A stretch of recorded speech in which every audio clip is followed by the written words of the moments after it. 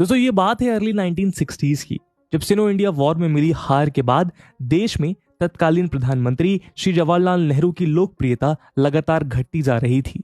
ऐसे में नेहरू जी ने कांग्रेस और उनकी साख पर गहराते इस खतरे को भांपते हुए 1963 में कांग्रेस प्रेसिडेंटशिप की कमान मद्रास स्टेट के चीफ मिनिस्टर के कामराज के हाथों में सौंप दी। उस दौरान जवाहरलाल नेहरू का मानना था कि इस घड़ी में एक वही है जो कांग्रेस को रिवाइटलाइज कर सकते हैं, और पंडित नेहरू की उम्मीदों के मुताबिक कामराज ने इसके लिए कामराज प्लान प्रपोज किया, जिसमें उन्होंने सजेस्ट किया कि कांग्रेस पार्टी के 6 चीफ मिनिस्टर्स और 6 सीनियर कैबिनेट मिनिस्टर्स को अपने पदों से रिजाइन देकर पार्टी वर्क पर ध्यान देना चाहिए। उनका मत था कि ऐसा करने से जनता में एक अच्छा संदेश जाएगा और साथ पार्टी कार्यकर्ताओं का उत्साह भी बढ़ेगा। लेकिन ये प्लान इंप्लीमेंट हो ही रहा था कि इसी बीच मई 1964 में जवाहरलाल नेहरू जी का निधन हो गया, और इस घटना के साथ ही कांग्रेस में इंटरनल पॉलिटिक्स हावी होने लगी, जिससे उसमें बिखराव के चिन्ह साफ दिखाई देने लगे। दोस्तों, इस संकट के दौर में भारतीय राजनीति के सेंट्रल स्टेज पर 2 अलग अलग दौड़ एक साथ शुरू हो चुकी थी। जहां एक ओर नेहरू जी की खाली प्रधानमंत्री की कुर्सी के लिए एक स्पर्धा चल रही थी, वहीं दूसरी ओर कांग्रेस के अंदर ही कांग्रेस पार्टी पर अपनी पकड़ मजबूत करने के लिए भी खींचतान शुरू हो गई थी। ऐसे में प्रधानमंत्री की कुर्सी के लिए 2 दावेदारों के नाम सामने आए। एक थे मोरारजी देसाई और दूसरे थे लाल बहादुर शास्त्री। लेकिन दोस्तों, इस कॉन्टेस्ट के असल विजेता रहे के कामराज। ये कामराज का ही पॉलिटिकल एक्यूमेन था कि उन्होंने मोरारजी देसाई जैसे वेल कनेक्टेड और सीनियर लीडर के सामने लाल बहादुर शास्त्री जैसे पॉलिटिकली ब्लंट और गुटबाजी से दूर रहने वाले लीडर को प्रधानमंत्री की कुर्सी पर स्थापित कर दिया। और इन एफर्ट्स के कारण शास्त्री जी के रूप में देश को एक नया प्रधानमंत्री तो मिला ही, पर कांग्रेस के अंदर के कामराज भी किंग मेकर बनकर उभरे। वहीं जब जनवरी 1966 में ताशकंद में संदिग्ध हालातों में शास्त्री जी का निधन हो गया, तो भारत और कांग्रेस दोनों ही एक तरह से फिर वहीं पहुंच गए थे जहां वो 1964 में नेहरू जी के निधन के बाद थे। लेकिन कामराज ने फिर अपना जौहर दिखाते हुए मोरारजी देसाई की जगह इंदिरा गांधी को प्राइम मिनिस्टर की गद्दी पर स्थापित कर दिया। और उसके बाद कैसे इंडिया को one of the most prominent prime minister मिली, ये तो आप सब जानते हैं। लेकिन यहाँ प्रश्न ये उठता है कि इन घटनाओं के लगभग 50 साल बीत जाने के बाद हम आज के कामराज या उस समय की कांग्रेस की विकट स्थिति को क्यों याद कर रहे हैं। तो दोस्तों, इसका सीधा सा जवाब है कि कांग्रेस के लिए आज फिर से समय कठिन है, और शायद पहले से ज्यादा कठिन है, जिससे उभरने के लिए कांग्रेस फिर से एक कामराज तलाश रही है जो अपने घुटनों पे आ चुकी इस इंडियन नेशनल कांग्रेस को भारतीय राजनीति में फिर से खड़ा कर सके। यही कारण है कि लगभग 25 साल बाद पहली बार गांधी परिवार के बाहर के व्यक्ति को कांग्रेस की बागडोर सौंपने की तैयारी की जा रही है। लेकिन तैयारी भी ऐसी कि इस कांग्रेस के अंदर ही फूट पड़ती दिखाई देने लगी है। तो ऐसे में इस विषय पर चर्चा करना तो लाजमी हो जाता है कि क्या अब एक नॉन गांधी ही कांग्रेस को इस संकट से उभारेगा। लेकिन उससे भी बड़ा प्रश्न यह है कि कहीं कांग्रेस इस प्रेसिडेंशियल इलेक्शन के महायज्ञ में खुद अपने ही हाथ तो नहीं जला बैठेगा।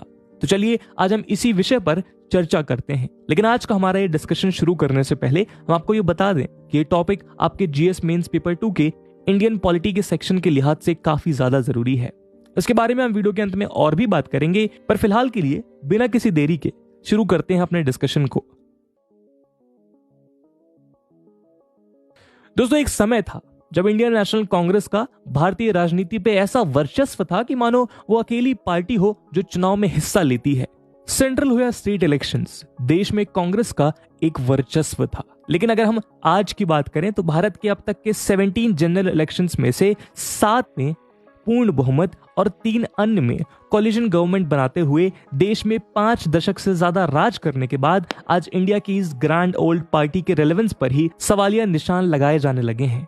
इसके पीछे सबसे बड़ा कारण यह है कि आज देश के 28 राज्यों और 8 यूनियन टेरिटरीज में केवल राजस्थान और छत्तीसगढ़ में ही कांग्रेस की सरकार है। यही नहीं, देश को 6 प्रधानमंत्री देने वाली इंडियन नेशनल कांग्रेस के इतने कम मेंबर्स लोकसभा में चुनकर पहुंचे हैं कि वो लोकसभा में लीडर ऑफ ऑपोजिशन के पद की भी असल हकदार नहीं है। जनता के बीच कांग्रेस की गिरती पॉपुलैरिटी का अंदाजा हम इसी बात से लगा सकते हैं कि एक रिपोर्ट के मुताबिक 2014 से 2022 के बीच हुए 49 इलेक्शंस में से कांग्रेस को 39 इलेक्शंस में हार का सामना करना पड़ा है। लेकिन इलेक्शंस में लगातार होती पराजय के बीच कांग्रेस ने कुछ और भी हारा है, और वो है उसकी पार्टी का संगठन। एक के बाद एक कांग्रेस के कद्दावर नेता कांग्रेस का साथ छोड़ते जा रहे हैं। चौधरी बीरेंद्र सिंह, हेमंत बिस्व शर्मा, पेमू खांडू, रवि किशन, एसएम कृष्णा, ज्योतिरादित्य सिंधिया, अमरिंदर सिंह, हार्दिक पटेल और भी अन्य। ये लिस्ट बहुत लंबी है। हालांकि इनमें से कुछ को कांग्रेस पार्टी मौका परस्त यानी कि अपॉर्चुनिटिस्ट या दल बदलू का नाम दे सकती है, लेकिन फिर भी इस लिस्ट में कुछ चेहरे ऐसे हैं जिन्होंने बहुत लंबे समय तक कांग्रेस की सेवा की और साथ ही बहुत लंबे समय से कांग्रेस के अंदर रहते हुए भी वो कांग्रेस के मिसमैनेजमेंट और इंटरनल डेमोक्रेसी को लेकर अपनी आवाज उठाते रहे हैं। जी हां, हम बात कर रहे हैं पद्म भूषण से अलंकृत गुलाम नबी आजाद की, जिन्होंने बीते कुछ सालों में कांग्रेस को असल आईना दिखाने का भरसक प्रयास किया। यही नहीं, G23 के रूप में ये गुलाम नबी आजाद शशि थरूर, भूपेंद्र सिंह हुड्डा, मनीष तिवारी, वीरप्पा मोइली, कपिल सिब्बल जैसे कांग्रेस के दिग्गज नेताओं का कांग्रेस में विश्वास ही था, जिसने पिछले लोकसभा इलेक्शन में पार्टी की हार का एनालिसिस करते हुए कांग्रेस में एक स्टेबल और एक्टिव लीडरशिप की मांग रखते हुए कांग्रेस में कुछ रिफॉर्म सजेस्ट किए थे। लेकिन फिर भी पता नहीं कांग्रेस की क्या विडंबना थी जो इन जैसे एक्सपीरियंस लीडर्स की बात पर भी ध्यान नहीं दिया गया। वैसे अगर हम निष्पक्ष होकर देखें तो 2020 में उठाई गई G23 ग्रुप की ये मांग अनुचित नहीं दिखती, क्योंकि ये बात तो सही है कि बीते लगभग 25 सालों से कांग्रेस की बागडोर गांधी फैमिली के ही हाथ में है, लेकिन ये केवल आधा सच है। पूरा सच ये है कि इस परिवार में भी कांग्रेस का असली लीडर कौन है ये किसी को पता ही नहीं है, क्योंकि बीते कुछ सालों में कांग्रेस प्रेसिडेंटशिप की कुर्सी श्रीमती सोनिया गांधी और राहुल गांधी के बीच एक वॉलीबॉल की तरह उछलती जा रही है, जिसमें कौन प्रेसिडेंट है, कौन इंटरिम प्रेसिडेंट और कौन फ्यूचर प्रेसिडेंट, इसे लेकर कोई क्लैरिटी ही नहीं देखने को मिलती। साथ ही करंट कांग्रेस लीडरशिप में ही कांग्रेस साल दर साल गिरावट के नए कीर्तिमान स्थापित कर रही है। तो ऐसे में क्या टीम का कैप्टन बदला नहीं जाना चाहिए? वहीं दूसरी ओर अगर हम बीजेपी की बात करें तो इसी 24 से 25 साल के अंतराल में बीजेपी ने 9 पार्टी प्रेसिडेंट्स का कार्यकाल देखा है। तो ऐसे में प्रश्न उठना लाजमी है। लेकिन इसके बाद भी जो एक बात साफ साफ दिखाई देती और वो ये that Congress is in a deep mess. अब इस मेस से निकलने के लिए भी हाल में कुछ कदम उठाए गए हैं। तो चलिए अब हम इन रिसेंट डेवलपमेंट्स पर भी थोड़ा ध्यान दे लेते हैं। लेकिन आगे बढ़ने से पहले हम आपको बता दें कि ये रिसेंट डेवलपमेंट्स भी समय के साथ इस मेस को और बढ़ाते दिखाई पड़ते हैं, तो जरूर थोड़ा गौर से सुनिएगा। तो जब हाल ही में हुए उत्तर प्रदेश, उत्तराखंड और पंजाब जैसे बड़े स्टेट इलेक्शंस में कांग्रेस को करारी हार का सामना करना पड़ा, तो ये बात लगभग तय हो गई थी कि अब कांग्रेस की बागडोर राहुल गांधी या प्रियंका गांधी अपने हाथों में नहीं लेंगे। वहीं श्रीमती सोनिया गांधी के लगातार डगमगाते स्वास्थ्य के बीच फाइनली जुलाई अगस्त के महीने में यह बात सामने आने लगी कि पार्टी में इंटरनल डेमोक्रेसी के अभाव को लेकर लगातार सवालों के घेरों में रहने वाली कांग्रेस अब अपनी पार्टी के लिए एक प्रेसिडेंशियल इलेक्शंस ऑर्गेनाइज करवाएगी। साथ ही इसी बीच ये बात भी निकलकर सामने आई कि इन इलेक्शंस में गांधी परिवार का कोई भी सदस्य हिस्सा नहीं लेगा। इस सिलसिले में 28 अगस्त 2022 को कांग्रेस वर्किंग कमेटी ने इन इलेक्शंस को लेकर इंपॉर्टेंट डेट्स अनाउंस कर दी। हालांकि इन अनाउंस डेट्स के अकॉर्डिंग प्रेसिडेंशियल इलेक्शंस अक्टूबर मिड में होने हैं, लेकिन इन डेट्स के अनाउंसमेंट के साथ ही कांग्रेस में एक गेम ऑफ थ्रोन्स शुरू हो गया, जिसके लिए लगातार उम्मीदवारों के नाम सामने आने लगे। इनमें से कुछ कैंडिडेट्स जैसे शशि थरूर तो ये रिस्पॉन्सिबिलिटी उठाने के लिए खुद को प्रमोट करते दिखाई दिए। वहीं दूसरी ओर कुछ नाम ऐसे भी हैं जिनके नामों पर विचार होते होते कांग्रेस की इंटरनल पॉलिटिक्स ही नहीं बल्कि इंडियन स्टेट्स की पॉलिटिक्स भी गरमाने लगी। जी हाँ, हम यहाँ बात कर रहे हैं राजस्थान के करंट सीएम अशोक गहलोत की, जो Congress de facto head Gandhi family के नजदीकी होने के साथ साथ एक सीजन्ड पॉलिटिशियन भी हैं। जैसे ये नाम सामने आया, कांग्रेस जो अब तक अपने पार्टी के फ्यूचर को लेकर चिंतन कर रही थी, वो राजस्थान की स्टेट असेंबली को लेकर चिंतित हो गई। और इसका कारण यह था कि कांग्रेस की स्टेट पॉलिटिक्स के दो दिग्गज फिर से आमने सामने आकर खड़े हो गए थे।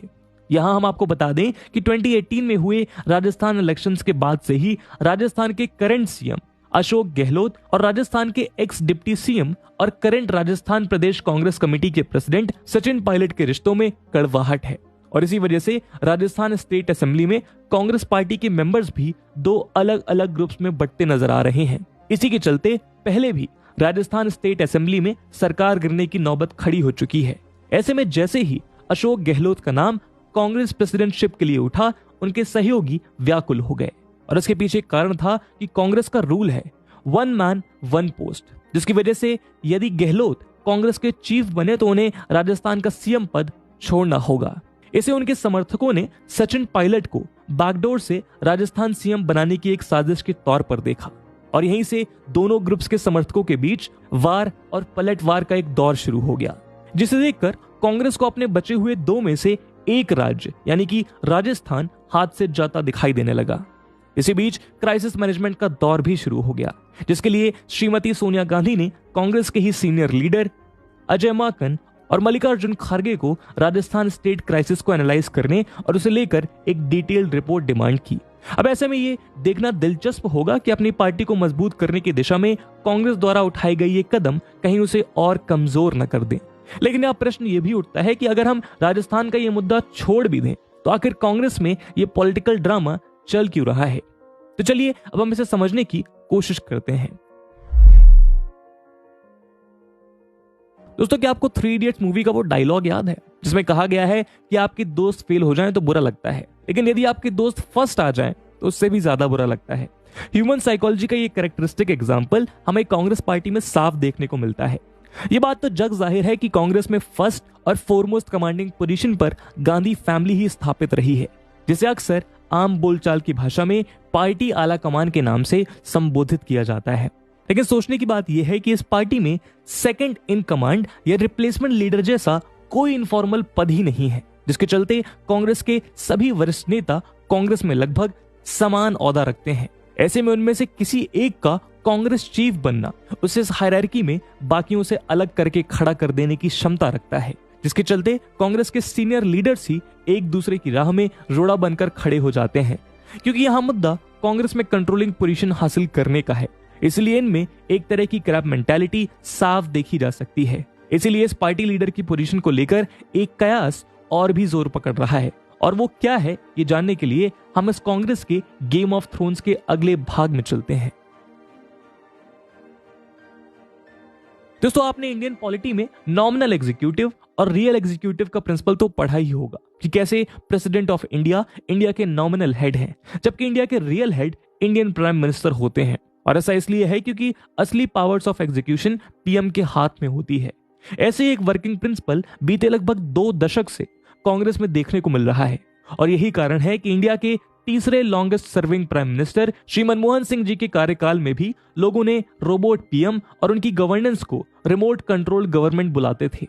और ऐसा इसलिए था क्योंकि सभी का यह मानना था कि मई 2004 में श्रीमती सोनिया गांधी ने प्रधानमंत्री का पद अस्वीकार तो कर दिया, लेकिन असल में 10 साल तक यूपीए गवर्नमेंट को पर्दे के पीछे से वही चलाती रही, जबकि गद्दी पर श्री मनमोहन सिंह एक नॉमिनल हेड के तौर पर जमे रहे। इस बात को इंडिया के जाने माने political commentator and policy analyst Sanjay बारू ने अपनी किताब द एक्सीडेंटल प्राइम मिनिस्टर में डिटेल से बताया है। ऐसे में नए कांग्रेस प्रेसिडेंट की भूमिका पर भी अभी से सवाल उठाए जा रहे हैं कि क्या सच में इस बदलाव से कुछ बदलेगा। यह नया प्रेसिडेंट भी कांग्रेस के रियल हेड की जी हजूरी ही करता रहेगा। और इससे भी बड़ा सवाल यह है कि कहीं ये इलेक्शंस कंडक्ट होने से पहले ही प्री डिसाइडेड तो नहीं है। खैर, ये बात तो आने वाला वक्त ही बताएगा कि कांग्रेस के ये प्रेसिडेंशियल इलेक्शंस कांग्रेस के लिए नए रास्ते खोलते हैं या फिर कांग्रेस वही पुरानी लीग पीटती रह जाती है। पर चाहे वो जो भी हो, इसका असर इंडियन पॉलिटिक्स के फ्यूचर पर जरूर पड़ेगा। दोस्तों, आज के समय में भारतीय राजनीति की सबसे बड़ी विडंबना यही है कि उसमें एक कैपेबल ऑपोजिशन का अभाव है। ऐसे में सत्ताधारियों के कड़े सवाल पूछने और उनकी जवाबदेही तय करने के लिए आज कोई देशव्यापी पॉलिटिकल पार्टी मौजूद ही नहीं है। वहीं grand old party of India, Indian national Congress की मास अपील का लगातार गिरता ग्राफ इस पार्टी के लिए ही नहीं बल्कि देश के लिए भी चिंता का विषय है। ऐसे में अगर कांग्रेस का शीर्ष नेतृत्व कुछ कड़े फैसले लेकर कांग्रेस की डिरेल होती गाड़ी को सच में पटरी पर वापस ले आता है तो ये भारत के लिए भी एक अच्छी खबर होगी। लेकिन ये तभी होगा जब कांग्रेस को फिर से एक कामराज मिले, और इससे भी ज्यादा जरूरी यह है कि कांग्रेस में वो जवाहरलाल भी होने चाहिए जो पार्टी की बागडोर पूरी तरह उनके हाथ में दे। जो तभी होगा जब इंडिया की ये सबसे पुरानी नेशनल पॉलिटिकल पार्टी अपने डायनेस्टिक पॉलिटिक्स से बाहर निकलकर एक इंटरनली डेमोक्रेटिक पार्टी बनाएगी। तो दोस्तों, ये थी कहानी कांग्रेस की, जहां पर हमने डिस्कस किया कि क्या कोई गांधी परिवार के बाहर का मेंबर कांग्रेस को बचा सकता है। आपका क्या ओपिनियन है इस पूरे मुद्दे पे कमेंट सेक्शन में जरूर बताइएगा। और जैसा कि वीडियो के पहले भाग में हमने डिस्कस किया कि इस वीडियो की इंपॉर्टेंस यूपीएससी मेंस के लिहाज से काफी ज्यादा है, और उसी इंपॉर्टेंस को देखते हुए एक प्रश्न हम आपके लिए छोड़कर जा रहे हैं जिसको आपको कमेंट सेक्शन में आंसर करना है। And the question is, democratising the legal parties in India will democratise Indian polity? Comment. And with this question my friends, that's it for the video. I hope आपको video पसंद आया होगा, और अगर पसंद आया है तो अपने दोस्तों के साथ साझा करना मत भूलिएगा। अब मिलते हैं अगले वीडियो में, तब तक के लिए जय हिंद, जय भारत।